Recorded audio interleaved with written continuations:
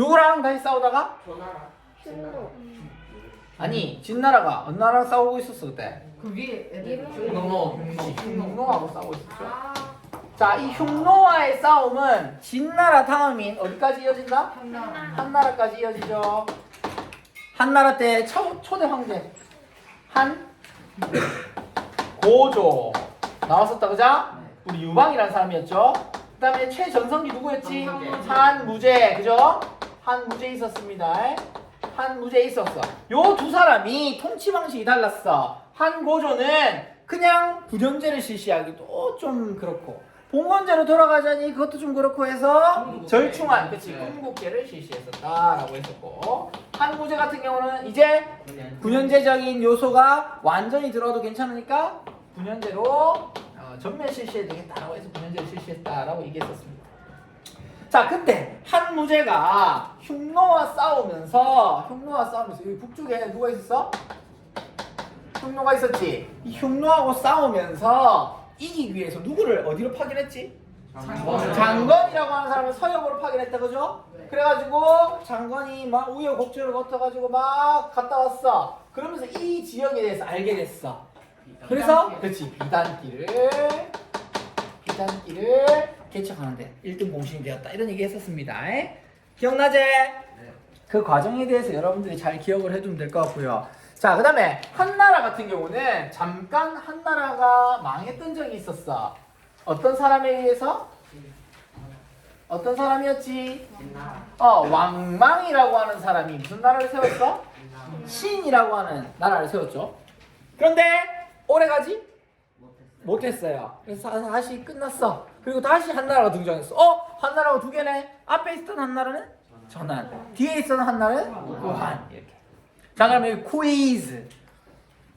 사마천은 전한이야 후한이야? 전한이죠. 체류는 후한이죠. 한무제는 전한이죠. 광무제는 후한이죠. 여러분들이 그거를 좀 잘 구분을 해두면 좋을 것 같습니다. 됐나요?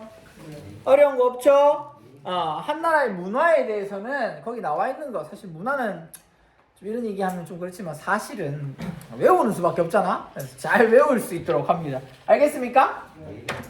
자, 그 다음에 우리가 또 해야 될 이야기. 자, 서아시아 지역으로 돌아가 봅시다. 자, 우리 마지막으로 서아시아 지역에 대해서 배웠던 게 뭐였냐면 고바빌로니아 이 얘기를 지금 마지막으로 했지. 그리고 나서 이 지역에 아주 큰 나라들이 등장하기 시작하는데 그 나라들이 아시리아, 그 다음에 페르시아 중에서도 무슨 페르시아? 아케메네스조 페르시아, 그 다음에 사산조 페르시아 이렇게 등장하죠. 우리가 아시리아하고 아케메네스조 페르시아에 대해서 비교를 했었어. 뭘 가지고 비교했지? 그렇지. 아시리아는 가혹한 통치, 강압적 통치였다면 아케메네스조 페르시아는 관용적 통치라고 얘기했습니다. 자, 이렇게 관용적 통치를 했던 걸 대표적으로 알 수 있는 게 키루스 대왕의 그 원통형 인장이라고 얘기했었어. 그리고 이 관용적으로 하니까 아케메네스조 페르시아는 오래 갔어, 짧게 끝났어? 응? 오래 갔지. 오래 가면 당연히 전성기가 있어 없어? 있어. 그때 우리가 전성기라고 얘기했던 대표적인 왕이 누구지? 다리우스 1세. 다리우스 1세는 중앙 집권적 통치를 했나 지방 분권적 통치를 했나? 중앙 집권적 통치를 했죠. 여러 가지 중앙 집권적 통치를 했었는데 그 중에 대표적인 게 20개의 주로 나눈 다음에 누구를 파견했어? 누굴 파견했어? 총독을 파견했지. 근데 총독도 믿을 수가 없어. 그래서 지방을 통제하기 위해서는 얘를 감시하는 왕의 눈, 왕의 귀라고 불리는 감찰관을 파견했었죠. 그리고 도로를 쫙 닦았는데 그 도로 이름이 뭐야? 왕의 길이라는 도로도 닦아놨었죠. 기억납니까? 다리우스 1세의 통치정책, 중앙집권적 통치정책에 대해서 여러분들이 기억을 해두면 되고, 이렇게 있었던 나라가 그리스, 마케도니아에서 멸망을 하고 요 지역에 다시 등장한 게 어느 나라야? 어느 나라? 사산조 페르시아라고 할 수 있겠죠. 사산조 페르시아에 대한 내용은 그렇게 많지가 않았습니다. 많지가 않았으니까 여러분들이 내용을 교과서랑 학습지 통해서 살펴보면 될 것 같고, 우리가 페르시아 내용을 할 때 다리우스 1세의 통치 정책만큼 중요하게 생각했었던 게 뭐냐면 페르시아의 문화에 대해 살펴봤어. 우리가 페르시아의 문화를 땡땡정 문화라고 얘기하면 한마디로 뭐라 할 수 있다 했지? 국제적 문화라고 얘기할 수 있다고 했었죠. 기억납니까? 국제적 문화라고 얘기할 수 있다 했는데 국제적 문화라는 점을 여러분들 좀 기억을 해두고요. 국제적 문화라는 걸 알 수 있는 가장 큰 유적이 뭐지? 페르세폴리스의 유적이다라고 얘기했습니다. 페르세폴리스에 보면 뭐 아시리아 양식, 이집트 양식, 그리스 양식이 막 섞여 있다 했죠. 그래서 그걸 통해서 우리가 국제적 문화라는 것을 잘 알 수 있다라고 얘기했습니다. 됐나? 네. 그 다음에 이 페르시아 지역에서 나타난 독특한 종교가 있었어. 그게 무슨 종교?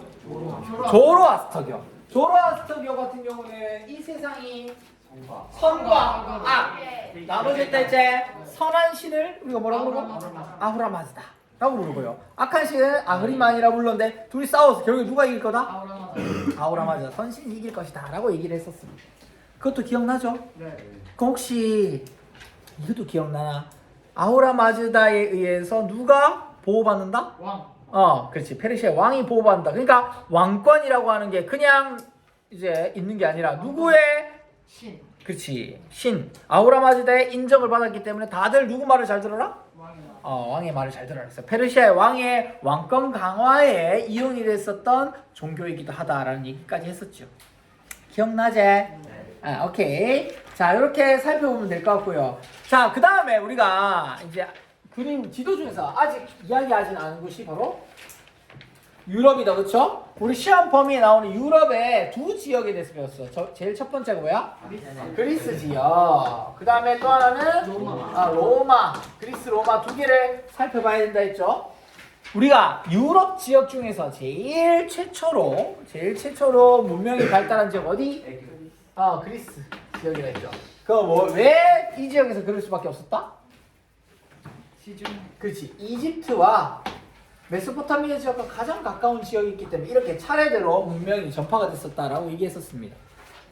그리스 같은 경우는 우리 그 암흑 시대를 지나다가 이제 우리가 진짜 고전 그리스 시대라고 했을 때 머리가 이제 성립되면서 이렇게 고전 그리스라고 부른다 했지. 폴리스. 그렇지. 폴리스가 무슨 뜻이라? 도시. 폴리스는 도시라는 뜻이라 했죠. 맞지? 네. 도시라는 뜻으로 사용됩니다. 그래서 도시국가, 그리스 지역에 있었던 도시국가를 우리가 폴리스라고 부르는데 대표적인 폴리스 두 개 있었다. 뭐뭐 있었지? 아테네하고 스파르타. 아테네는 우리가 정치적으로 뭐? 민주정치가 발달했다고 얘기했었고, 스파르타 같은 경우는 정치적으로 군국주의 얘기했었죠. 그 두 개 비교하라고 했었고요. 우리가 따로 떼어내서 살펴봤던 게 뭐냐면 이 아테네가 어떻게 민주정치가 발전했느냐에 대한 내용이었습니다. 세 명의 인물이 등장했었는데요. 솔론. 솔론, 그 다음에 클레이스테네스. 클레이스테네스, 페리클레스. 그치.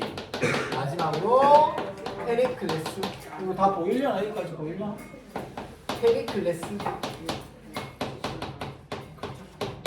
자, 살펴봤죠? 각각 어떤 것인지에 대해서까지 설명할 필요는 없겠지 내가? 설명해야 되나? 솔론 같은 경우는 뭐가 많은 사람? 돈이 많은 사람들, 돈이 없는 사람을 4개의 계층으로 구분했다라고 얘기했었고, 그 다음에 클레이스테네스 같은 경우는 그렇지, 부족제를 개편했어. 뭐에서 뭐로? 혈연적 부족에서 지역적 부족으로. 그래서 귀족 세력을 어떻게 했다? 약화시켰다. 그럼으로써 이제 민주정의가 발전할 수 있다고 했었고, 또 하나는 독재자를 몰아내야 돼. 그래서 투표해라. 그치.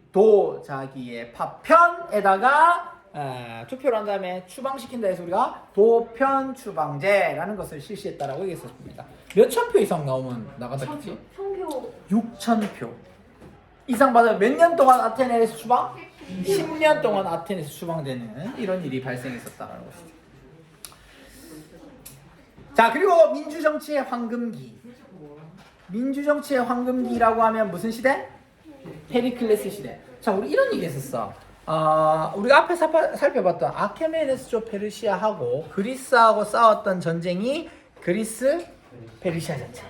그리스 페르시아 전쟁 이후에 그리스에 있는 애들이 어떻게 했지? 페르시아가 또 쳐들어올까봐 동맹을 델로스 동맹이라고 하는 동맹을 맺었어. 그죠? 거기서 짱이 누구야? 아테네. 아테네가 짱이 되는 바람에 아테네가 계속 발전했지. 그 세 가지 관점에서 변화가 있었는데 뭐 있었지? 첫 번째, 정치적인 그렇지. 그리스 내에서 정치적 영향이 증대됐다. 두 번째, 해상무역. 해상무역의 발달로 경제적으로 변형을 누리겠다. 맨 마지막으로, 민주주의. 그렇지. 민주주의 발전. 무슨 시대 때? 민주주의 황. 황금기 뭐? 페리클레스 시대 때. 그러니까 우리가 연결이 됩니다. 페리클레스 시대 때 민주정치의 황금기라는 내용은 아테네의 민주정치 발전 과정에서 우리가 언급했잖아. 근데 그리스 페르시아 전쟁의 결과에서도 언급하지. 결국에는 같은 거를 얘기하는 거예요. 그런데 같은 걸 얘기할 때 민주정치가 발전되는 과정에서 페리클레스 얘기할 수도 있고, 그 다음에 그리스 페르시아 전쟁을 얘기하면서 페리클레스를 얘기할 수도 있어. 그러니까 우리가 두 가지 내용을 배웠는데 사실 두 가지가 관련이 있어 없어? 있어. 그러니까 여러분들이 이걸 잘 섞어서 연결을 시켜가지고 기억을 해둬야 된다라는 얘기입니다. 여기까지 이해됩니까? 이해돼요? 그리고 이제 이 그리스 페르시아 전쟁에서 이긴 이후 아테네가 발전했어. 이거의 질투를 느꼈어. 누가 질투를 느꼈지? 스파르타. 그래서 걔네들도 동맹을 만든다. 무슨 동맹? 펠로폰네소스 동맹. 델로스 동맹과 펠로폰네소스 동맹이 꽝 하고 부딪히는 이 전쟁이 무슨 전쟁? 펠로폰네소스 전쟁이라고 얘기했었습니다. 기억나나? 네. 자, 이 전쟁의 결과 누가 이겼어요? 펠로폰네소스 동맹, 즉 스파르타 측이 이겼어. 그렇지만 결국에 궁극적으로 봤을 때 그리스 사회는 어떻게 했다? 전체적으로 약화됐다. 결국에 누구에게? 마케도니아에게 멸망했다라는 얘기죠. 마케도니아에서 필리포스 2세가 있고요. 그의 아들이었던 유명한 사람 누구? 알렉산드로스가 그리스의 반란을 지나간 이후에 동방 원정을 떠나죠. 그래서 뭐 이렇게 해서 이집트도 왔다가 그 다음에 여기도 갔다가 뭐 돌아다닌 다음에 결국 인더스 강까지 왔다 갔죠. 그래서 대제국을 건설했다. 자, 알렉산드로스가 대제국을 건설하기 위해서 원정을 시작했을 때부터 시작해서 나중에 이집트가 로마에 의해서 우리 클레오파트라 얘기했었지? 네. 클레오파트라가 끝나고 나서 나중에 로마에 의해서 이집트가 점령당할 때 그때까지 우리가 무슨 시대? 헬레니즘 시대라고 이야기를 했었습니다. 그래서 헬레니즘이라는 표현 여러분들이 기억을 잘 해주면 될 것 같고요. 됐나? 예. 오케이. 그 다음에 우리가 마지막으로 배우는 주제 어디? 로마 제국에 대해서 살펴봐야겠죠. 로마 제국은 역사가 좀 길잖아. 맞지?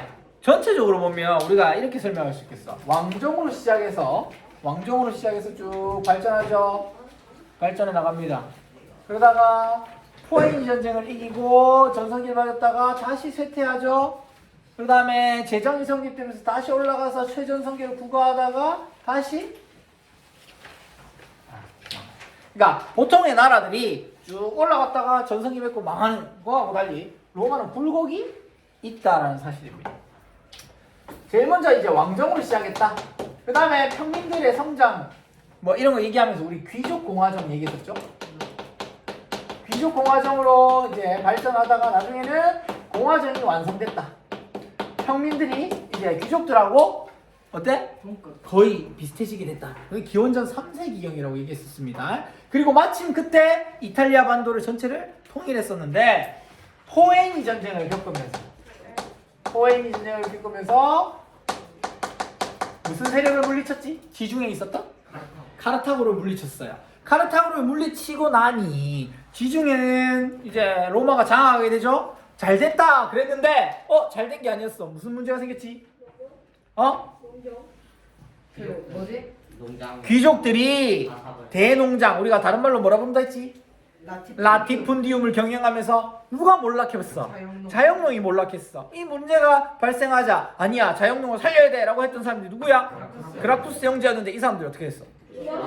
죽었지. 그래서 실패로 돌아가면서 그라쿠스 형제의 기억이 실패로 돌아가면서 군인 정치가들이 등장하면서 점점점 쇠퇴하다가 이것을 살릴 누구? 옥타비아누스. 그렇지, 옥타비아누스.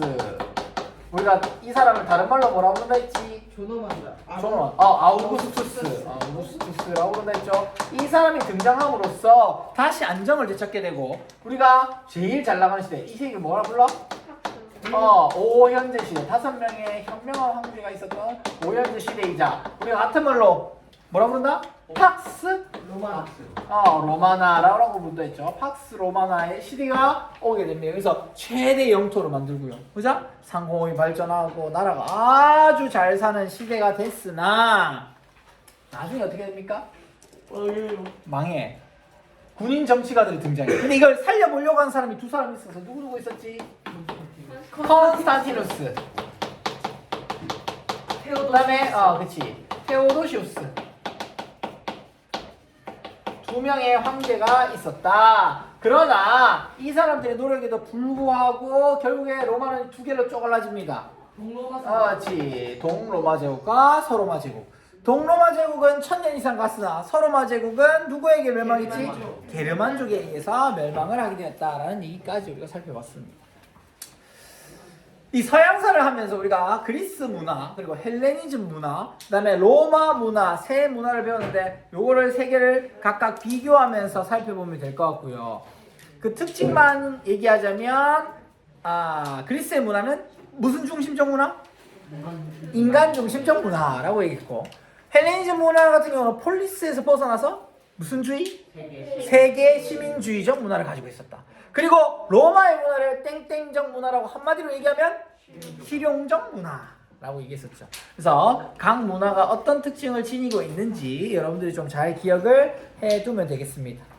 됐나요? 네. 오케이. 그러면 우리가 시험 범위에 대한 내용을 어느 정도 정리가 다 끝난 것 같은데 선생님이랑 정리한 것만 가지고 나 공부 다 했다, 시험 잘 칠 거다라고 생각하면 절대 안 되겠죠. 여러분들이 배웠던 내용을 한 번 더 상기할 수 있도록 선생님이 이렇게 얘기한 거고요. 세세한 내용은 여러분들이 노력해서 이해하고 암기하려고 해야 될 겁니다. 됐나요? 네.